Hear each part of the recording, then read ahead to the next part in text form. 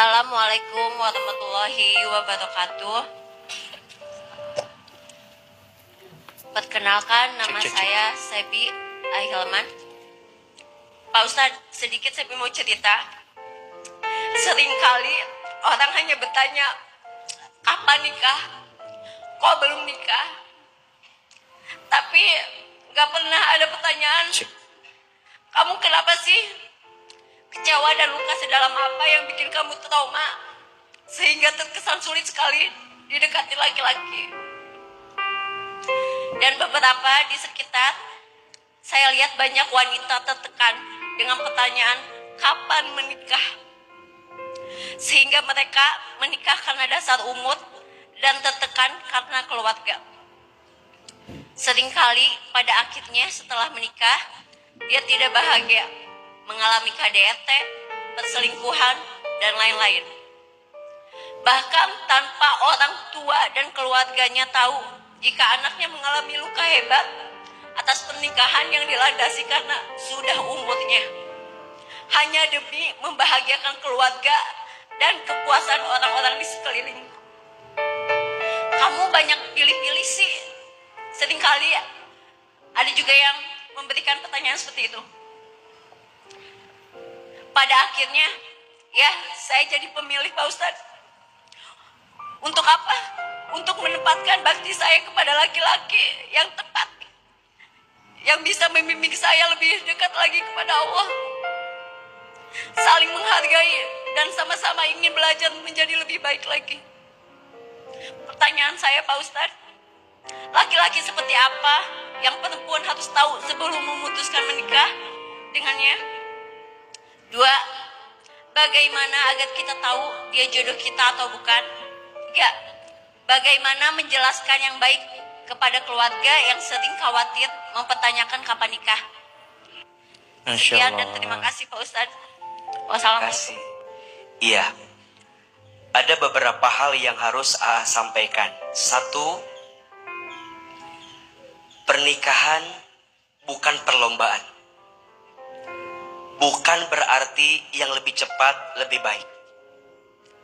Dan mohon maaf, menikah dengan orang yang salah lebih parah daripada terlambat untuk menikah.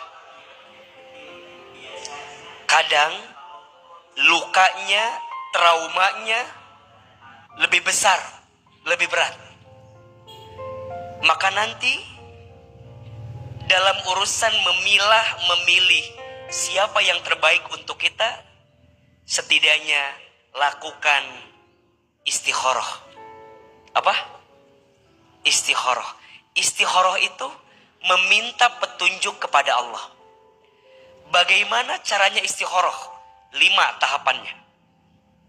1, mulai dengan bersuci, berwudu. 2, bentangkan sajadah, sholat. Ada yang menyebutkan sholat istikharah, ada yang menyebutkan sholat sunnah biasa, tapi niat untuk meminta petunjuk kepada Allah. 3, zikir, doa. Subhanallah, walhamdulillah, wala ilaha illallah, wallahu akbar. Istighfar 100 kali. 4, baca Quran. Biasanya setelah zikir dan doa, ambil Quran, buka Quran, ketemu ayat yang mana, boleh jadi itu petunjuk jawaban atas setiap pilihan yang kita minta. Dan yang kelima, berserah kepada Allah. Dan jangan menikah karena gengsi. Jangan menikah karena tuntutan. Jangan. Menikah itu karena kita tahu nikah itu ibadah. Nikah itu sekolah. Ibadah yang paling lama, sekolah yang paling lama. Maka tolong dipastikan dalam memastikan itu semuanya. Jangan cinta karena paras. Paras ada masanya. Jangan cinta karena harta. Harta ada habisnya. Betul? Jangan cinta karena pangkat jabatan. Pangkat jabatan ada pensiunnya.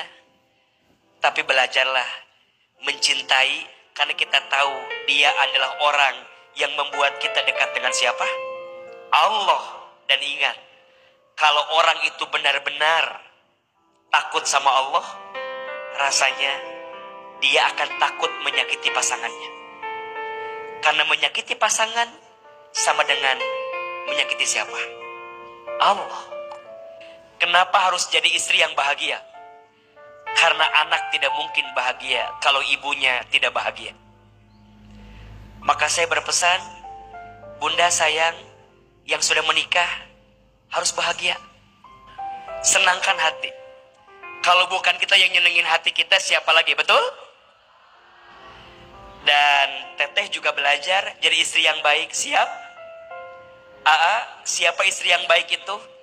Istri yang ketika dipandang menyenangkan hati suaminya. Masya Allah. Istri yang ketika diperintah taat patuh kepada suaminya. Istri yang ketika diberi pandai berterima kasih kepada suaminya.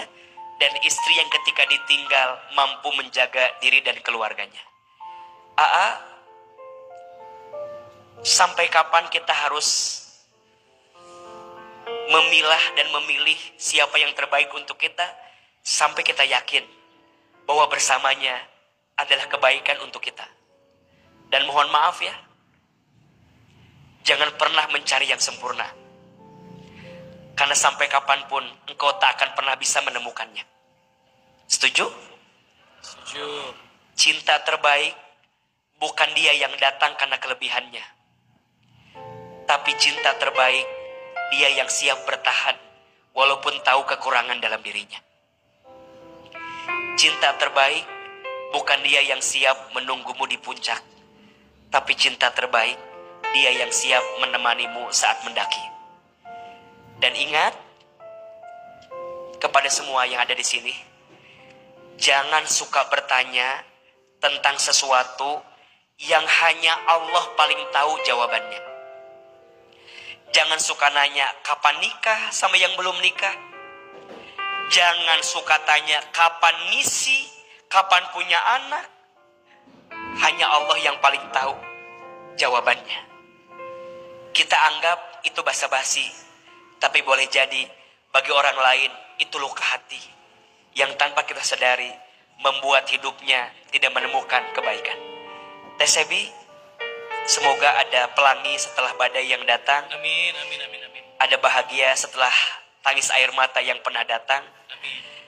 Ahilman gak tahu pasti ya, tapi rasanya dari sorot mata dan wajahnya sepertinya Teh Sebi bukan tidak ada orang yang datang, tapi mungkin hatinya masih diisi sama orang yang pernah menyakiti. Coba pelan-pelan delete semua, pelan-pelan aja hilangin. Kadang bukan tidak ada orang yang datang, tapi mungkin hatimu masih penuh dengan orang yang pernah menyakitimu. Tinggalkan dia yang toksik, siapkan ruang buat yang asik.